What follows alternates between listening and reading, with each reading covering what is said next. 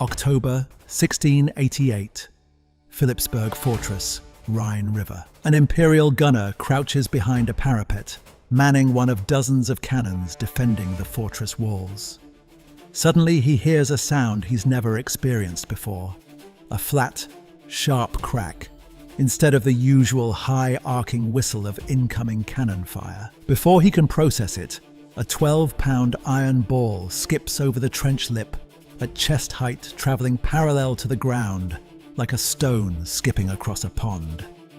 It smashes through the first cannon crew, shattering limbs and ribs, bounces, destroys the second gun position, bounces again, demolishes the third crew 20 yards down the trench line. Still bouncing.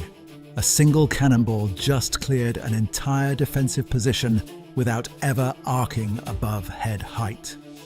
The gunner watches in horror as dozens more balls come skipping down the length of every trench, every defensive line, every gun emplacement. Unstoppable physics turned into a weapon. France's legendary military engineer, Sébastien Leprestre de Vauban, has just revolutionized artillery warfare by hacking geometry itself. This is ricochet fire, and it will change siege combat forever. The 9 Years' War erupted in 1688 when France's Louis XIV launched a preemptive strike against the Holy Roman Empire. Louis was paranoid about his eastern frontier.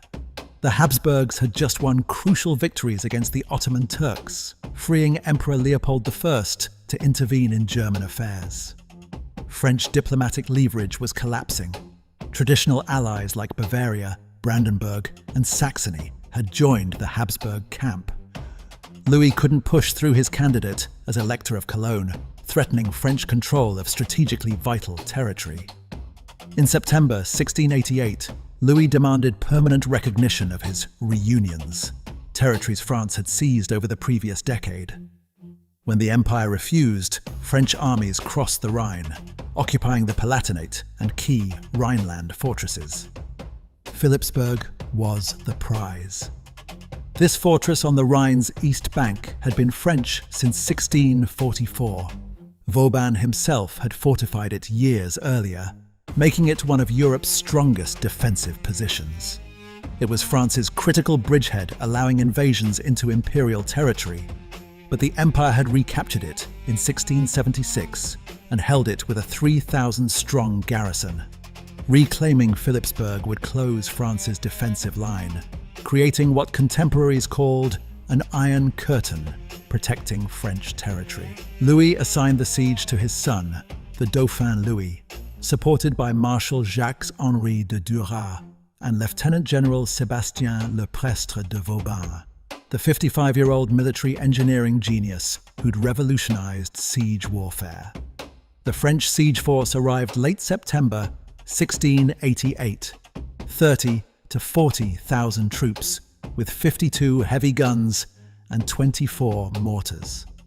Inside Philipsburg, Imperial Field Marshal Maximilian von Starhemberg commanded approximately 2,000 defenders, manning 124 artillery pieces. The defenders knew they faced France's greatest siege engineer. Vauban had perfected the system of parallels, systematic trench networks allowing attackers to approach fortifications safely. French sappers began digging on September 27th, excavating zigzagging approach trenches that protected soldiers from defensive artillery fire while bringing French cannons progressively closer to the walls. But Vauban had been thinking about artillery physics. Traditional siege bombardment was brutally inefficient. Gunners fired cannonballs in high parabolic arcs designed to smash directly into fortification walls or drop into courtyards. This required enormous amounts of gunpowder to achieve the trajectory, and most of the kinetic energy was wasted. Balls either buried themselves uselessly in earthworks or shattered against stone without achieving maximum effect. Worse, high-arcing fire couldn't reach guns and troops sheltering behind parapets and in trenches. Defenders could position artillery with impunity, knowing incoming fire would pass overhead. Vauban's insight was geometric brilliance. What if you intentionally reduced the powder charge and aimed cannons at extremely shallow angles, just barely clearing the enemy parapet? The cannonball would enter the fortification at nearly ground level with tremendous residual velocity. Instead of stopping on first impact, it would skip, bounce, ricochet down the entire length of trenches and gun emplacements like a stone skimming water. Contemporary French military writers recommended elevations never exceeding 10 degrees for fortification fire, sometimes as low as 3 degrees for field operations. The technique required precise calculation.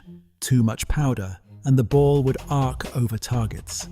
Too little, and it wouldn't clear the parapet.